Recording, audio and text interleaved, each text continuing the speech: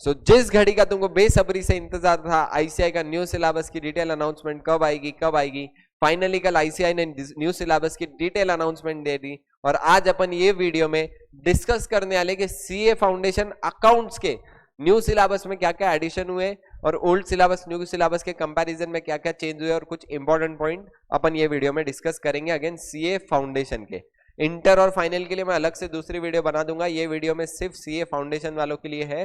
ठीक है, तो फटाफट क्विकली आ जाओ। सबसे पहला पॉइंट क्या है, अभी can register after class 10th। अभी 10th की एग्जाम होने के बाद 10th एग्जाम पास आउट होने के बाद भी आप फाउंडेशन का रजिस्ट्रेशन कर सकते हो। पहले ऐसा नहीं था, पहले ऐसा था कि 12th एग्जाम हो गई तभी आप फाउंडेशन का रजिस्ट्रेशन कर सकते हो, बट अब ऐसा नहीं है। अब आप डायरेक्टली क्लास 10th की अगर आप एग्जाम पास आउट हो चुके हो तो आप फाउंडेशन का रजिस्ट्रेशन कर सकते हो। बट अगेन अटेम्प्ट कब दोगे, अटेम्प्ट आपकी 12th एग्जाम्स होने के बाद ही दे सकते हो। एग्जाम्स आप 12th एग्जाम होने के बाद ही दोगे, बट जो है आपका रजिस्ट्रेशन, अगर आपको मॉड्यूल्स वगैरह मंगाने हैं, पहले से पढ़ाई स्टार्ट करनी है, तो आप आपके क्लास 10th होने के बाद आपकी पढ़ाई स्टार्ट कर सकते हो, मॉड्यूल्स वगैरह मंगा सकते हो रजिस्ट्रेशन करके।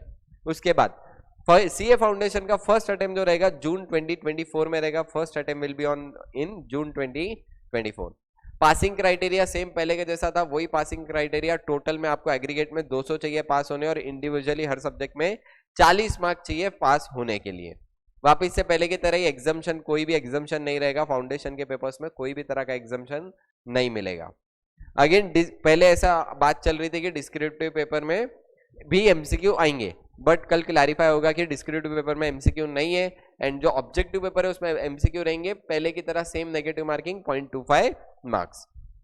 वापिस से अगर आपको सीए फाउंडेशन न्यू कोर्स में रजिस्ट्रेशन करना है तो आप 2 अगस्त के बाद आपका रजिस्ट्रेशन कर सकते हो। 2 अगस्त से रजिस्ट्रेशन सीए फाउंडेशन के चालू हो जाएंगे। अब last date to registration for foundation under old scheme, अगर आपको ओल्ड स्कीम में नवंबर की एग्जाम देनी थी, सॉरी दिसंबर की अगर आपको एग्जाम देने की, तो आपको 1 जुलाई के पहले पहले रजिस्ट्रेशन करना था, जो डेट ऑलरेडी जा चुकी है। यानी अब आपको रजिस्ट्रेशन करना है तो दिसंबर अटेम्प्ट के लिए तो नई रजिस्ट्रेशन नहीं कर सकते। उसके बाद फाउंडेशन कोर्स की रजिस्ट्रेशन फीस जो रहेगी वो ₹9,000 है। ये भी पहले की तरह ही है, सेम 9,000 रुपीज फाउंडेशन कोर्स की आईसीआई की रजिस्ट्रेशन फीस रहेगी। उसके बाद सब्जेक्ट वाइज क्या क्या चेंजेस हुए, तो सबसे पहले अकाउंट सेम 100 मार्क का, अभी भी अकाउंट से, पहले भी अकाउंट था, बट कुछ जो पार्ट सीए इंटरमीडिएट से चैप्टर्स जो कुछ कट हुए वो सीए फाउंडेशन अकाउंट्स में ऐड हुए, और जो पहले अकाउंट्स में इरेलेवेंट चैप्टर्स है वो डिटेल में डिलीट हो गए, तो वो डिटेल में अपन आगे डिस्कस करेंगे। ठीक है, उसके बाद बिजनेस लॉ पहले 60 मार्क्स का हुआ करता था, बट अब जो बिजनेस लॉ होगा वो 100 मार्क्स का, पूरा 100 मार्क्स का आपका पेपर रहेगा। अगेन इसमें कुछ एक्ट ऐड हुए, पहले वाले तो है ही, पहले वाले में कुछ सिलेबस ऐड कर दिया, और ऑब्वियसली अगर 60 से 100 मार्क का कर रहे तो कुछ ना कुछ ऐड होना ही था। Again BCR business correspondence reporting, जो कि इंग्लिश के नाम से पहले जाना जाता था, वो सब्जेक्ट अब पूरा का पूरा ड्रॉप हो चुका है, यानी अब आपको इंग्लिश पढ़ने की कोई जरूरत नहीं है सीए फाउंडेशन के लिए। उसके बाद मैथमेटिक्स, एलआर एंड स्टैटिस्टिक्स पूरा 100 मार्क का था, सेम अभी भी 100 मार्क का ही है, खाली नाम क्वांटिटेटिव एप्टीट्यूड है, सेम चैप्टर से कुछ 1-2 चैप्टर एडलेस हुए हैं।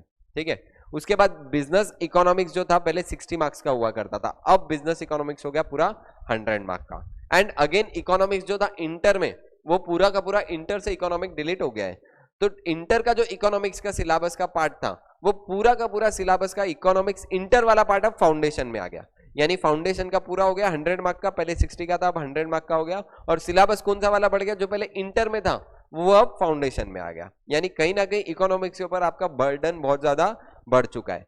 बट अगेन बीसी के जो बिजनेस कमर्शियल नॉलेज सब्जेक्ट था वो पूरा का पूरा ड्रॉप कर दिया, अब वो सब्जेक्ट नहीं पढ़ना पड़ेगा।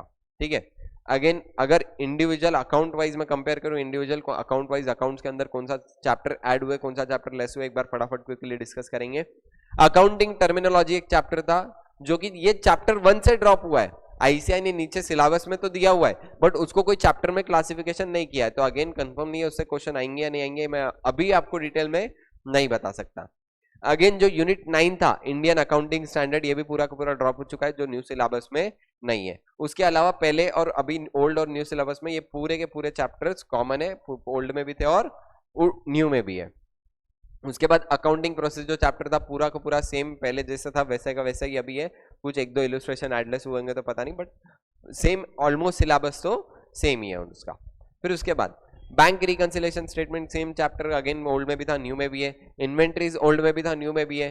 यहाँ पे पहले ओल्ड में था डेप्रिसिएशन एंड अमोर्टाइजेशन, अब यहाँ पे सिर्फ concept of accounting of depreciation. ये चैप्टर का नाम चेंज हुआ, अगेन कुछ ना कुछ एडलेस हुआ होगा, कुछ क्वेश्चंस ऐड हुए और कुछ क्वेश्चंस पुराने जो अमोर्टाइजेशन रिलेटेड थे वो हट चुके हैं, ठीक है। फिर उसके बाद मेजर चेंजेस है ये वाले चैप्टर में, अकाउंटिंग फॉर स्पेशल ट्रांजैक्शन, जो अपन पढ़ते थे sale on return basis, consignment, average due date, account current, बहुत बार पढ़ते हुए लगता था ना कि ये चैप्टर क्यों है पता नहीं सिलेबस में, तो वो चैप्टर पूरे के पूरे हट गए और अब सिर्फ चैप्टर 6 में बचा है bill of exchange and promissory note, जो कि पहले भी था बट अब सिर्फ पूरा का पूरा चैप्टर में उन्होंने क्लासिफाई किया है, ठीक है। फिर इसके बाद फाइनल अकाउंट सेम पहले के वैसा ही है, एनपीओ भी सेम पूरा का पूरा पहले के वैसा ही है, बट न्यू एक चैप्टर ऐड हुआ, accounting from incomplete record, single entry वाला चैप्टर। पहले ये चैप्टर इंटर में हुआ करता था, अब वो लोगों ने इंटर से ये चैप्टर लेके आ गए फाउंडेशन में, ठीक है। फिर उसके बाद पार्टनरशिप अकाउंट में डिसोल्यूशन एक ऐड हुआ है, डिसोल्यूशन पहले नहीं था ओल्ड सिलेबस में, अब डिसोल्यूशन है। अगेन ये डिसोल्यूशन इंटर में था, अब इंटर में नहीं है डिसोल्यूशन, इसलिए फाउंडेशन में आ चुका है। कंपनी अकाउंट में भी पहले के 3 यूनिट्स तो कॉमन है, आगे के 3 यूनिट ऐड हुए, bonus issue, right issue, redemption और प्रेफरेंस शेयर और रिडम्पशन ऑफ डिबेंचर, ये तीनों इजी है। मेनली डिफिकल्ट पार्ट मेरे हिसाब से डिसोल्यूशन का होगा and accounting of incomplete record का होगा, क्योंकि अब आपको कंपनीज की पूरी बैलेंस शीट याद करनी पड़ेगी, तो ये 2 मेजर चेंजेस रहेंगे अकाउंट्स के रिलेटेड। इसके अलावा कोई अदर सब्जेक्ट रिलेटेड अब मैंने डिटेल में बताया नहीं है, बट एक क्विकली बताऊं अगर आपको ओवरव्यू, तो जो इकोनॉमिक्स में बिजनेस इकोनॉमिक्स में ऐड हुआ है, इकोनॉमिक फॉर फाइनेंस, वो पूरे के पूरे उसके चैप्टर इंटरमीडिएट वाले ऐड हुए हैं। एंड अगेन लॉज में कुछ एक्ट ऐड हुआ है, जैसे नेगोशिएबल एक्ट पहले नहीं था, अब नेगोशिएबल एक्ट लॉ में ऐड हुआ है, ठीक है। तो इसके अलावा भी आपको अगर सीए फाउंडेशन के रिलेटेड कोई भी क्वेरी है, सीए फाउंडेशन रिलेटेड कोई भी क्वेरी है, तो आप मेरे नंबर पे कांटेक्ट कर सकते हो, मैंने यहाँ पे नंबर दिया हुआ है। और अगेन ये शीट आपको मेरे टेलीग्राम चैनल में, ये वाला पीडीएफ आपको मेरे टेलीग्राम चैनल में मिल जाएगा, आपको रेफर करना है तो रेफर कर सकते हो। अगेन हमेशा जब भी कोई भी न्यू चीज आती है, जैसे न्यू सिलेबस आया है, तो we should adopt the new syllabus, कहीं ना कहीं ये अपने बेनिफिट के लिए, ये स्टूडेंट्स के बेनिफिट के लिए। इसको ये न्यू सिलेबस से किसको बेनिफिट होगा? अगेन स्टूडेंट्स को ही बेनिफिट होगा, अपने को ही बेनिफिट होगा। अगेन जो इररिलेवेंट चीजें जो पढ़ना नहीं चाहिए था, जो सिलेबस में नहीं होनी चाहिए थी, वही हटाए। बर्डन किस पे बढ़ा है? जो एक्चुअली प्रैक्टिकल लाइफ में जो चीजें काम आएगी। तो कहीं ना कहीं न्यू सिलेबस अपने स्टूडेंट के बेनिफिट के लिए, और अपने को इसको एक्सेप्ट करना है और हैप्पीनेस से, खुशी से एक्सेप्ट करना है और खुशी से पढ़ेंगे। फिर भी अगर आपको कोई भी क्वेरी है तो आप मेरे को कांटेक्ट कर सकते हैं। All the best and be prepared.